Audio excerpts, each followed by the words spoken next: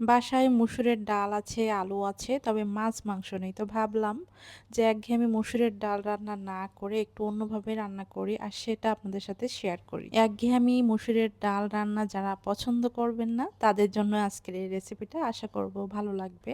প্রথমে একটা বাটিতে আমি পর্যাপ্ত পানি নিয়েছি আর হাফ কাপ পরিমাণ মসুরের ডাল। এখন এটা 10 মিনিটের জন্য ভিজিয়ে রেখে দেব। 10 মিনিট পরে ডাল ভালো মতো ধুয়ে নিব, এরপর পানি ঝরিয়ে ব্লেন্ডারে জারে নিয়ে পানি ছাড়াই শুকনা ব্লেন্ডার করে নিব। এরপর আমি একটা বাটিতে ঢেলে নিচ্ছি, সেই সাথে 1/4 কাপ পেঁয়াজ কুচি, 1 চা চামচ চিলি ফ্লেক্স বা শুকনো মরিচের গুঁড়া, এর পরিবর্তে কাঁচামরিচ কুচিও দিতে পারবেন, সামান্য লবণ আর সামান্য একটু হলুদের গুঁড়ো দিয়ে ভালো করে মিশিয়ে নিব।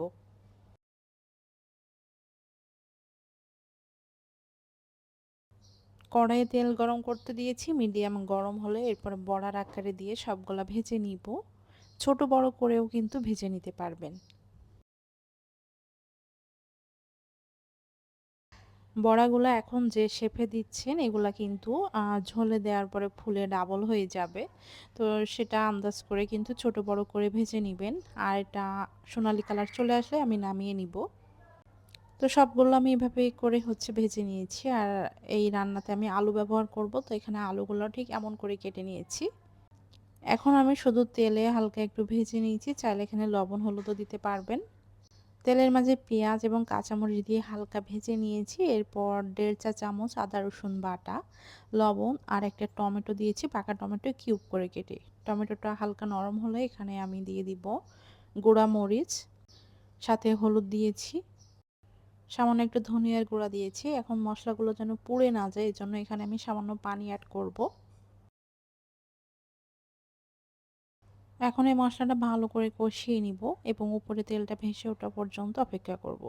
এরপর আগে থেকে ভেজে নেওয়া আলু দিয়ে দিয়েছি, আলু দিয়ে বেশ কিছুক্ষণ এটা কষিয়ে নিব এবং সামান্য একটু পানিও দিব আলুটা সামান্য সিদ্ধ করার জন্য। আলু সিদ্ধ হয়ে গেলে পানিটা যখন কমে আসবে তখন আগে থেকে ভেজে নেওয়া মসুরের ডালের বড়া দিয়ে দিচ্ছি।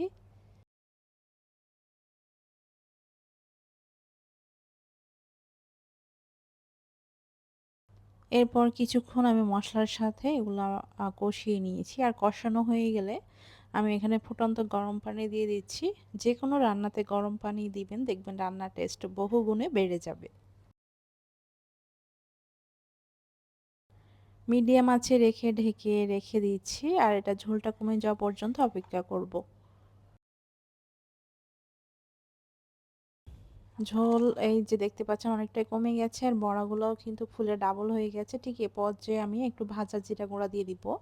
চাইলে ধনিয়া পাতা কুচি অ্যাড করতে পারবেন। তো এই যে আমার রান্নার ফাইনাল লুক, আশা করছি আপনাদের কাছে ভালো লেগেছে। ভালো লাগলে শেয়ার করে দিবেন।